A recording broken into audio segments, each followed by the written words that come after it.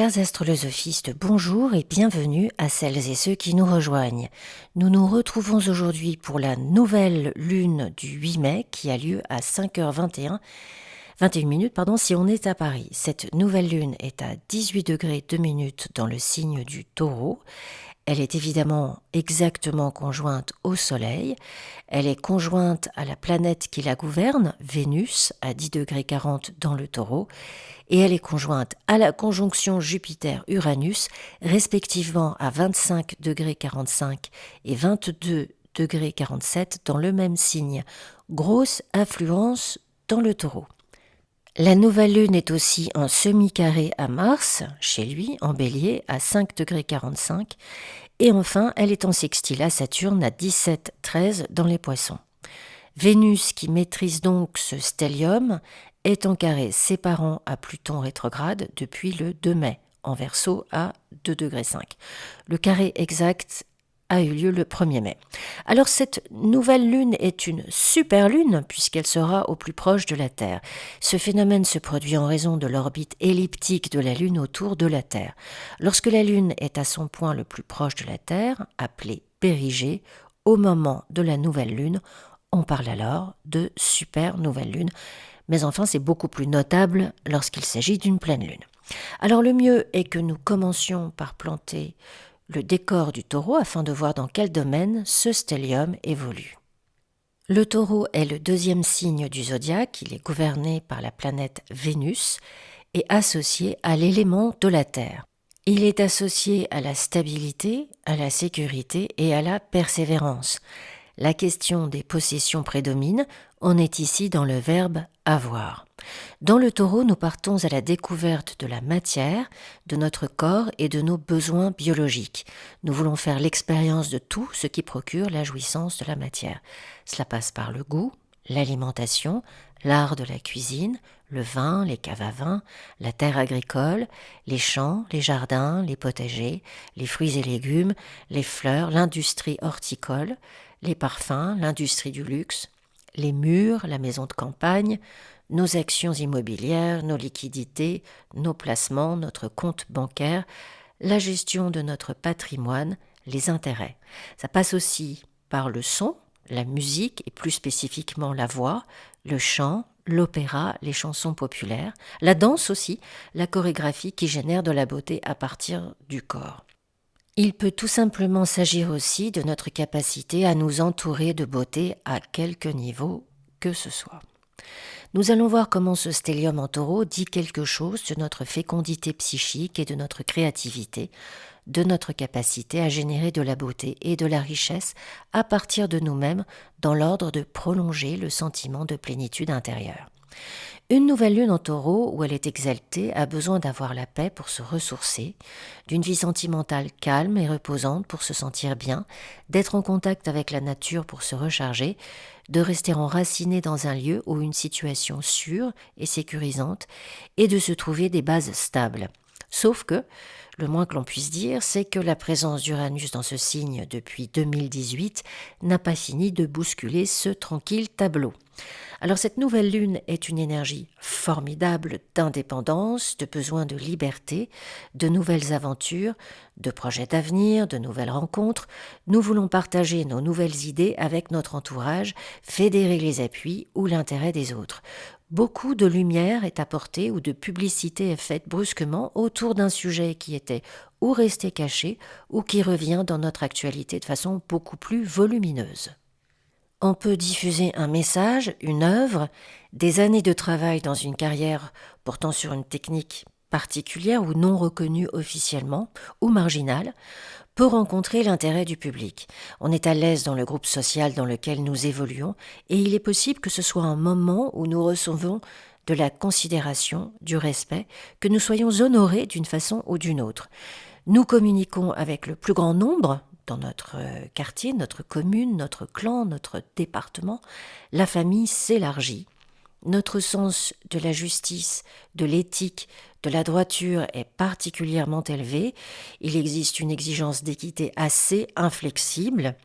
Mars, en domicile en Bélier, est en semi-carré, annonce une confrontation assez virile, une revendication de laquelle toute modération est exclue. Cela peut être physique et ou avoir lieu sur les réseaux se transformant ici en véritable fleuve d'énergie. Gardez en tête que du 11 au 12 mai, la Lune en Cancer sera en carré à Mars en Bélier en domicile et ça peut en effet déclencher un flot d'agressivité, déboucher sur un conflit, une attaque, une action violente, suite à la coordination de toutes nos forces en vue d'une lutte au sein donc d'une famille ou d'une communauté en crise. La nouvelle lune, Jupiter, Uranus, en trigone à Pluton et en sextile à Saturne, eh bien c'est Zeus qui libère les géants et les cyclopes que Chronos Saturne a fait enchaîner dans le Tartare. Les êtres primordiaux, cyclopes et autres hécatonchires, nés de Gaïa et d'Ouranos, incarnent les forces colossales qui représentent le tumulte de nos instincts, une réalité que Saturne redoute par-dessus tout, craignant d'être emporté, bouleversé et finalement englouti par leur puissance dévorante. Tant que les pulsions sont enchaînées dans le Tartare, Saturne soumet l'objet à sa propre satisfaction. Saturne, c'est une verticalité sur laquelle lui seul domine. Il avale toutes celles et ceux qui pourraient lui être contraires. Mais aucune créature, aucune divinité ne meurt là. Tout ce petit monde grandit dans le ventre de Saturne, du Père. Alors Déméter, Hestia, Rhea, Pluton et Neptune, elles et ils sont tous surpuissants et créatifs, mais il leur manque la confiance en eux pour s'affranchir du ventre de Saturne et s'autoriser, très très important ce verbe, à incarner leur souveraineté. La confiance, l'optimisme, la foi en son destin, quoi qu'il arrive, c'est dans l'ADN du plus jeune des Chronides, Jupiter, que sa grand-mère Gaïa et sa mère Rhea ont sauvé du ventre de Saturne Chronos. Protégé et instruit par des divinités formidables dont Chiron, Jupiter a bénéficié de la liberté d'être lui-même et la confiance en lui qu'il en a tirée, eh bien, il veut la partager avec ses sœurs et frères. Jupiter, c'est le partage, c'est la coopération, la fraternité, la sororité. Dans notre thème, c'est exactement comme ça qu'il faut le lire. Lorsqu'on traverse un transit qui nous challenge ou nous bouscule ou entrave notre équilibre, nous allons regarder la position de Jupiter afin d'en extraire l'énergie nécessaire pour nous affranchir des peurs, des doutes, des angoisses que Saturne fait peser sur nos élans, sur nos aspirations, sur nos pulsions de vie. Alors, c'est pas aussi simple non plus. Saturne n'a pas tout à fait tort de craindre que son engeance lui prépare le même traitement qu'il a réservé à son père Ouranos. La mythologie le dit, Chronos sera renversé par ses enfants. Dans un thème, cela ramène à un nouveau chapitre de vie, un élargissement de notre existence, mais ce nouveau chapitre n'assure ni de nouvelles valeurs, ni de transformation à partir de laquelle nous sortons de nos schémas répétitifs. Pour défaire la logique saturnienne, il faut qu'Uranus joue son rôle essentiel de réinventation. Et c'est pour ça que Jupiter doit rallier Prométhée à sa cause pour vaincre Saturne. Autrement dit, s'affranchir du doute, de la peur, du contrôle, de la prédation du système en place, de notre petit procureur dictateur hystérique intérieur, de notre petit tribunal, de tout ce qui nous empêche d'avancer. Ceci dit, le ventre de Saturne peut aussi représenter un rempart, pour certains et certaines d'entre nous, une sorte de refuge contre sa propre incarnation. On reste ici inféodé à la parole, aux décisions, au contrôle d'un autre, pour éviter d'affirmer la figure du moi. Bon, mais c'est un autre sujet. Je finis avec Prométhée pour ne pas perdre tout le monde en route. Prométhée Uranus, Prométhée se traduit par celui qui voit avant. C'est l'émergence de notre désir, de nos idées, de notre individualité, de notre unicité. Cette nouvelle lune, avec Uranus et Jupiter, propose donc le risque d'une transgression, de rompre certains liens, certaines affiliations, de se rebeller contre l'injonction de plaire à nos collaborateurs, à nos proches, à notre famille, à nos amis, à notre partenaire de vie. C'est pas juste pour le plaisir de faire la révolution ou de mettre la pagaille. Nous avons besoin d'un renouvellement comme d'oxygène et c'est sans doute à ce prix. Alors, ce n'est pas solitaire du tout, parce que Prométhée n'oublie jamais ni sa famille ni ses proches, mais s'il doit discuter leurs valeurs ou les combattre, il en prendra le risque. Ce n'est pas Saturne que l'on doit abattre, on a besoin de Saturne pour grandir et puis pour mûrir, c'est sa dynamique prédatrice et sa propension à gouverner tout notre thème. Le but à atteindre est élevé ici, les qualités de conscience, de scrupule, de sérieux sont absolument remarquables et s'ajoutent à de très grandes possibilités de travail. C'est très déterminé, concis, c'est pas plus mal que cela le soit avant l'entrée de Jupiter en Gémeaux le 26 mai. Entrée, on va le dire en grande fanfare, avec le Soleil et Vénus également en Gémeaux. Alors beaucoup de nouveaux contacts et de nouvelles rencontres, de nouvelles discussions en perspective. Alors tout le monde aura cette nouvelle lune quelque part dans son thème, dépendamment de là où de la maison dans laquelle tombe le signe du Taureau. Mais les personnes les plus sensibles à cette nouvelle lune, évidemment, ce sont les taureaux et surtout ceux du 2e et du 3e décan, c'est-à-dire les gens nés du 2 au 20 mai. Toute cette chronique vous est spécialement dédiée. Alors on a aussi les lions, nés du 3 août au 22 août, qui auront cette nouvelle lune en carré à leur soleil. Alors faites attention aux excitants, les lions, premier décan y compris. Les décisions arbitraires, l'autorité par souci d'orgueil peut être vraiment préjudiciable dans les semaines qui viennent, d'autant que vous risquez de vous tromper dans votre jugement.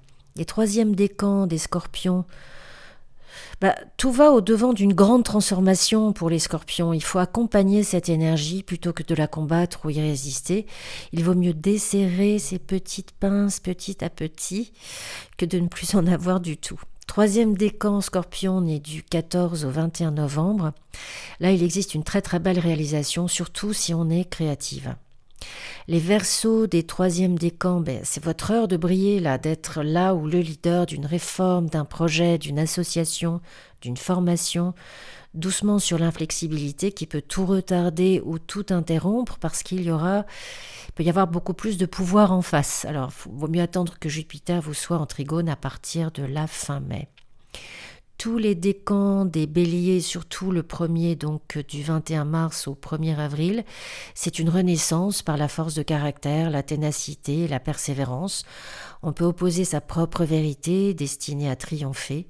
C'est peut-être la résurrection d'un amour, peut-être vécu d'ailleurs sur le plan invisible ou du cadre légal, ou alors simplement une liaison qui bouleverse quand même pas mal de choses. Tous les décans des cancers, un pas en avant, 3 pas en arrière, va venir alimenter les angoisses. Vos mots acerbes, qu'en plus vous ne pensez pas, peuvent détourner des affections qui sont essentielles à cette période. Il y a une 4e à passer et c'est pendant les 15 jours de cette nouvelle lune. Vous avez un magnifique projet à défendre, les cancers, allez-y, toquez aux portes des soutiens, des aides financières, vous allez les trouver. Pour les 3 décans de la balance, alors surtout le premier décan, soit les gens nés du 23 septembre au 3 octobre, c'est la fin d'un chapitre qui nécessite une certaine stratégie. Il est possible qu'en effet vous ayez dilapidé pas mal de vos forces ou que vos buts soient devenus inaccessibles ou encore que vous vous trouviez dans une position de contestation vis-à-vis d'une hiérarchie. Alors, il y a du courage, mais un manque de responsabilité, de maturité. L'autorité, vous la gagnerez en assumant toutes vos paroles et toutes vos actions. Pour tous les décans du Capricorne, alors c'est un peu compliqué pour le premier décan, soit les gens nés du 22 décembre au 2 janvier. Mars et Neptune en carré au Soleil, c'est en effet une vision des choses qui peut être déformée. On peut se tromper dans son idéal ou être trompé soi-même. On peut le voir comme l'éloignement d'une sécurité, d'un amour, être fatigué, sensible aux infections, avoir des problèmes de vue. L'entourage proche peut être de pas très bonnes influences. Prenez du temps pour prendre soin de vous, vous recentrer sur vous.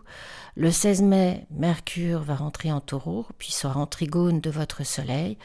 Vous aurez plus de bon sens et les idées en place pour prendre les bonnes décisions. Le 3e décan des Capricornes, soit les gens nés du 12 au 20 janvier. Alors, vous tirez sur les rênes et vous cravachez en même temps alors qu'il faut tenir sur la distance. Il y a des choses à revoir qui se représentent. C'est en fait c'est le modus operandi qu'il faut changer là. Le deuxième décan, les gens qui sont nés du 3 au 11 janvier, cette nouvelle lune, elle est pour vous. Il faut laisser l'ambition monter, il faut la respecter.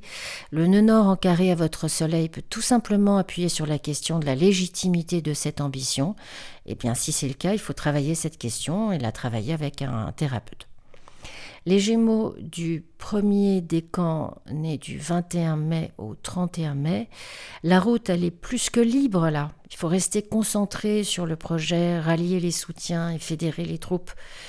Vous pouvez être le moteur d'un très grand changement, les Gémeaux du premier décan.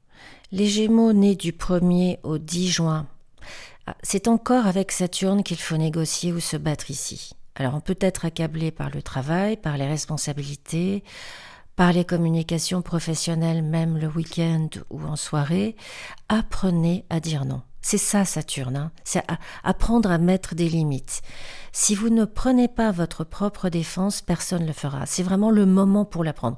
C'est pour ça parfois c'est un petit peu difficile quand on est dans un signe mutable avec Saturne. Pour tous les signes mutables d'ailleurs, il y a quelque chose à retenir par rapport à cette année, c'est que surtout les signes du deuxième décan, Jupiter en Gémeaux sera en carré à Saturne dans les Poissons à la mi-août, à 17 degrés exactement. Alors là, il va vraiment falloir prêter attention au discours du tribunal intérieur qui peut s'apesantir et voir tout en noir et le vociférer sur tous les tons. Connaître cette voix, reconnaître cette voix-là permet de l'identifier et de la maîtriser. Parce que tout ce qui est dit là n'est pas la vérité. C'est une négativité qui peut nous éreinter pas mal. Donc, à pouvoir l'entendre, on arrivera à la contrôler et à la faire taire. Pour les Gémeaux, nés du 11 au 20 juin, beaucoup de créativité. Utilisez-la, vous amenez quelque chose de différent et de complètement nouveau. Alors pour les Sagittaires des 3 décans, la nouvelle lune peut apporter certaines restrictions, des responsabilités et des tests de patience et certainement de résilience. Vous êtes encouragés à examiner au plus près vos croyances, vos convictions, votre vision du monde. Vous pourriez être confrontés à des défis familiaux ou professionnels qui mettent en question vos perspectives et vous obligent à réévaluer vos objectifs à long terme. Alors, c'est possible qu'on ressente une certaine frustration ou un sentiment de stagnation pendant cette période, mais c'est une opportunité de cultiver la patience et la détermination nécessaires pour surmonter les obstacles. Fin mai, vous allez avoir une opposition, surtout le premier décan de Jupiter, et donc il y a une 4e vitesse qui va être passée. Pour les Poissons des 3 décans, alors la nouvelle lune en Taureau donne l'opportunité de fusionner ces belles énergies de manière très productive. Vous pourriez ressentir un élan pour concrétiser vos rêves et aspirations tout en restant en accord avec vos valeurs fondamentales et votre bien-être émotionnel. C'est un moment propice pour explorer vos désirs profonds, pour nourrir votre créativité. Alors le mot créativité avec cette nouvelle lune en Taureau, c'est vraiment le mot-clé. Et puis pour vous connecter avec votre moi intérieur. Vous pourriez être guidé par votre intuition pour prendre des décisions très importantes concernant votre avenir financier, votre sécurité matérielle et vos relations personnelles. Certaines qui peuvent sans doute changer d'ailleurs. Ce transit encourage également la compassion envers les autres et la recherche d'harmonie dans vos interactions. Vous pourriez trouver les moyens d'exprimer votre générosité et votre soutien envers celles et ceux qui en ont besoin, tout en restant enracinés dans votre propre sécurité et stabilité. Enfin, la nouvelle lune pour les Vierges du premier et du dernier décan, le deuxième décan, vous allez avoir l'opposition de Saturne. C'est pareil, c'est une question d'autorité à prendre, à limiter les intrusions d'autrui, à délimiter son jardin secret, le protéger.